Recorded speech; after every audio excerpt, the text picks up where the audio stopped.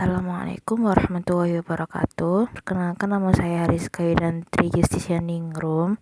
Di sini saya akan menjawab pertanyaan nomor 1 dari Haikal. Pertanyaan nomor pertama, akidah atau iman bagi seseorang merupakan fondasi kehidupan. Dari pancaran iman, maka seseorang akan berperilaku terpuji. A. Jelaskan pengertian akidah dari segi bahasa dan istilah. B. Jelaskan prinsip-prinsip akidah disertai dalil Al-Quran atau hadis. A. Jelaskan pengertian akidah dari segi bahasa dan segi istilah. Dari segi bahasa, akidah berasal dari bahasa Arab, yaitu aqoda, yakidu, akidan, akidatan, yang artinya simpulan, ikatan, perjanjian, dan kokoh, lalu kemudian menjadi akidah dengan arti keyakinan. Lalu dari segi istilah, menurut Abu Bakar Jabir Al-Jazairi, akidah adalah sejumlah kebenaran yang dapat diterima secara umum oleh manusia berdasarkan akal, wahyu, dan fitrah. Kebenaran itu dipatrikan di dalam hati dan diyakini kesohihan dan keberadaannya secara pasti, dan ditolak segala sesuatu yang bertentangan dengan kebenaran itu. Menurut ulama fiqh, akidah adalah sesuatu yang diyakini dan dipegang teguh, sukar sekali untuk diubah. Ia beriman berdasarkan dalil-dalil yang sesuai dengan kenyataan, seperti beriman pada Allah, para malaikat Allah, kitab-kitab Allah, dan rasul-rasul Allah, lalu adanya qadar baik dan buruk, dan juga adanya hari akhir. Yang B. Jelaskan prinsip-prinsip akidah disertai dalil Al-Quran atau hadis. Prinsip-prinsip akidah ini terbagi menjadi beberapa, di antaranya yang pertama, pengakuan dan keyakinan bahwa Allah adalah Maha Esa, kita harus beribadah kepada Allah dan tidak menyekutukannya. Hal ini diartikan bahwa tidak Tuhan selain Allah, dan Allah merupakan satu-satunya Tuhan, sebagaimana tertuang dalam Al-Quran surat Al-Ikhlas ayat 1-4. A'udzu billahi minasyaitonir rajim. Bismillahirrahmanirrahim. Qul huwallahu ahad, Allahus samad, lam yalid wa lam yulad wa lam yakul lahu kufuwan ahad. Yang artinya, katakanlah Nabi Muhammad, dialah Allah yang Maha Esa. Allah tempat meminta segala sesuatu, Dia tidak beranak dan tidak pula diperanakan, serta tidak ada sesuatu pun yang setara dengannya. Lalu yang kedua adalah pengakuan dan keyakinan bahwa para nabi yang telah diangkat dengan sebenarnya oleh Allah untuk menuntun umatnya. Kehadiran nabi adalah untuk menuntut suatu umat kembali ke jalan yang benar, yaitu jalan Allah Subhanahu wa Ta'ala. Hal ini tertuang dalam Al-Quran surat Ali Imran ayat 164 yang berbunyi, Bismillahirrahmanirrahim.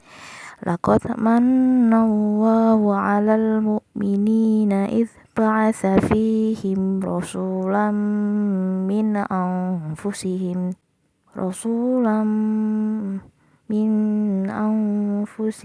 yatlu 'alaihim ayatihi wa yuzakkihim wa yu'allimuhumul kitab wal hikmah wa in kanu min qablu lafi dhalalin mubin.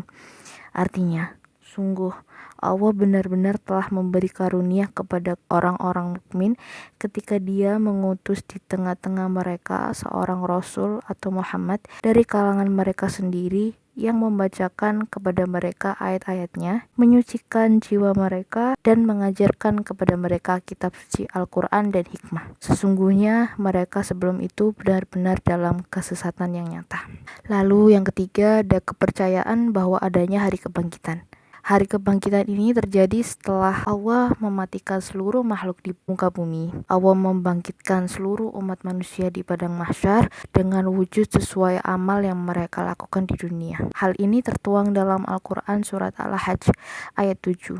Bismillahirrahmanirrahim. Wa anna as-sa'ata atiyatul la raiba fiha wa anallahu yab'atsu man fil qubur. Artinya, sesungguhnya kiamat itu pasti datang. Tidak ada keraguan padanya, dan sesungguhnya Allah membangkitkan siapapun yang di dalam kubur. Lalu ada yang keempat, keyakinan bahwa Allah adalah Maha Adil. Hal ini tertuang dalam Al-Quran surat Al-Maidah ayat 8. Bismillahirrahmanirrahim.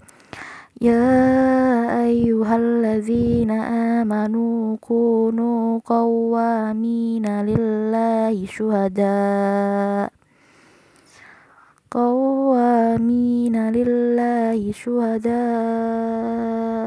bil qist wala yajrimannakum sana'anu qaumin ala alla ta'dilu i'dilu huwa aqrabu littaqwa wattaqullah innallaha khabirum bima ta'malun. Artinya, wahai orang-orang yang beriman, jadilah kamu penegak atau kebenaran karena Allah dan saksi-saksi yang bertindak dengan adil. Janganlah kebencianmu terhadap suatu kaum mendorong kamu untuk berlaku tidak adil. Berlakulah adil, karena adil itu lebih dekat kepada takwa.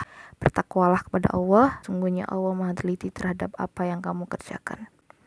Sekian penjelasan jawaban dari saya. Selanjutnya akan dilanjutkan oleh teman saya. Terima kasih.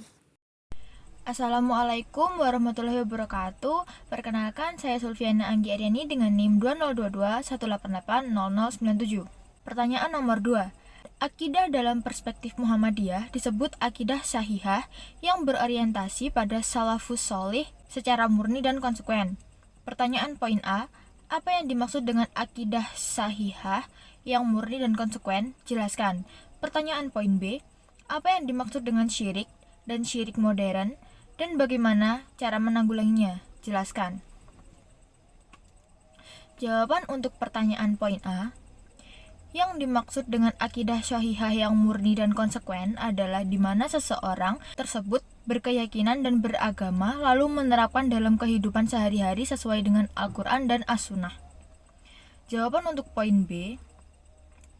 Syirik adalah itikat ataupun perbuatan yang menyamakan sesuatu selain Allah dan disandarkan pada Allah dalam hal rububiyah dan uluhiyah. Syirik modern adalah itikat maupun perbuatan yang menyamakan sesuatu selain Allah dan disandarkan pada Allah dalam hal rububiyah dan uluhiyah di zaman sekarang, di mana dengan menggunakan teknologi yang canggih. Cara menanggulangi, yang pertama ada tindakan Rasulullah dalam menangkal syirik. Mengikhlaskan ibadah hanya untuk Allah Azza wa Jalla dengan senantiasa berupaya memurnikan tauhid. Menuntut ilmu syar'i, mengenali dampak kesyirikan dan menyadari bahwasanya syirik itu akan menghantarkan pelakunya kekal di dalam jahanam dan menghapuskan amal kebaikan. Menyadari bahwasanya syirik akbar tidak akan diampuni oleh Allah kecuali bertaubat. Tidak berteman dengan orang-orang yang bodoh yang hanyut dalam berbagai bentuk kesyirikan. Hal yang bisa dilakukan untuk mencegah syirik modern, yang pertama, menghayati ciptaan Allah. Yang kedua, menghayati hukum dan sunnatullah. Yang ketiga, mengikuti segala perintah Allah Subhanahu wa Ta'ala. Yang keempat, berzikir. Yang kelima, melaksanakan sholat. Yang keenam, menjauhi ilmu atau hukum hitam. Yang ketujuh, berpikir rasional.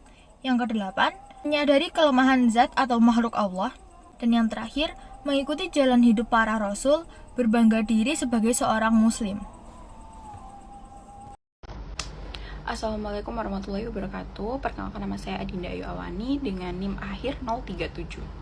Di sini saya akan menjawab pertanyaan nomor 3, yaitu sebagai konsekuensi seseorang berakidah secara benar, maka dia wajib melakukan ibadah sesuai petunjuk Rasulullah SAW. Yang A. Jelaskan pengertian ibadah menurut Muhammadiyah. Lihat dalam himpunan putusan tarjih. Jawabannya adalah ibadah adalah bertakarub atau mendekatkan diri kepada Allah Subhanahu wa Ta'ala dengan mentaati segala perintahnya dan menjauhi larangannya serta mengamalkan segala yang diizinkannya. Lalu yang B, apa manfaat ibadah bagi kehidupan saudara sendiri dan jelaskan. Jawabannya, manfaat ibadah bagi kehidupan saya sendiri adalah hati saya menjadi tenang dan juga damai. Dikala dilanda masalah, ibadah bisa menjadi solusi untuk semua permasalahan. Saya bisa berdoa agar dikuatkan hati saya dalam menghadapi masalah dengan cara bersabar. Saya meminta petunjuk kepada Allah Subhanahu wa Ta'ala. Ketika selesai menunaikan sholat fardu, berzikir rasanya membuat semua masalah menghilang. Lalu bersyukur dan menerima apa adanya sesuatu yang tidak sesuai yang saya inginkan dan menyerahkan kepada Allah Subhanahu wa Ta'ala membuat hati menjadi lega. Assalamualaikum warahmatullahi wabarakatuh. Perkenalkan, nama saya Farhan Rohim dengan NIM 2022 1880 094. Di sini saya akan menjawab pertanyaan dari soal AIK yang nomor 4 dan nomor 5. Pertama, yang nomor 4. Seringkali terjadi polemik tentang jumlah rakaat dalam sholat tarawih di bulan Ramadan, antara yang 11 rakaat dan yang 23 rakaat. Kemudian pertanyaannya adalah, bagaimana ketetapan Muhammadiyah dalam masalah tersebut? Jelaskan dengan disertai dalil. Mengenai sholat tarawih 23 rakaat, meskipun begitu populer, kami tidak menemukan petunjuk dari Rasulullah SAW. Sholat tarawih menurut tuntunan Nabi SAW dilakukan hanya 11 kali dengan witir. 4 rakaat dilanjutkan dengan salam tanpa diawali tahiyat. Kemudian 4 rakaat dilanjutkan dengan salam dan ditutup dengan salam. Salat witir 3 rakaat dilanjutkan dengan salam. Selama kajian tajdid oleh kelompok Fatwa Majelis Tarjih dan pimpinan Pusat Muhammadiyah, hadis-hadis yang menjelaskan tentang sholat tarawih 23 rakaat lemah. Sholat tarawih 23 rakaat bahkan menurut Imam Malik 36 rakaat merupakan ijtihad para ulama, dan sebagian ulama mempertahankannya atau sekedar mengikuti hadis dhaif yang dibantah para ahli hadis.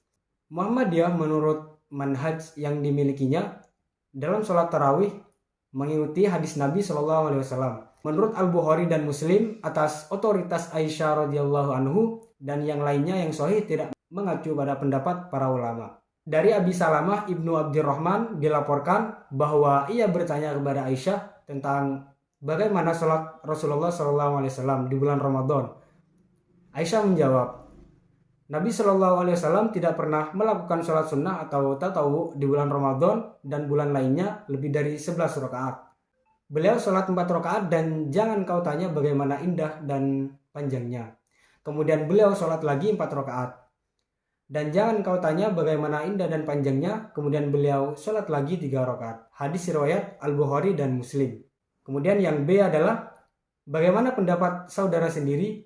Jelaskan disertai argumentasi. Menurut pendapat saya tentang sholat tarawih baik dari 23 rakaat atau 11 rakaat sah-sah saja. Karena Indonesia merupakan negara dengan multikultural, di mana dengan adanya semua perbedaan, kita harus bersikap menghargai dan menghormati. 23 rakaat akan lebih baik dikarenakan banyak dengan sholat selama beberapa jam membuat kita jauh mengingat Allah. 11 rakaat juga baik karena sesuai dengan langsung dari ajaran Rasulullah SAW.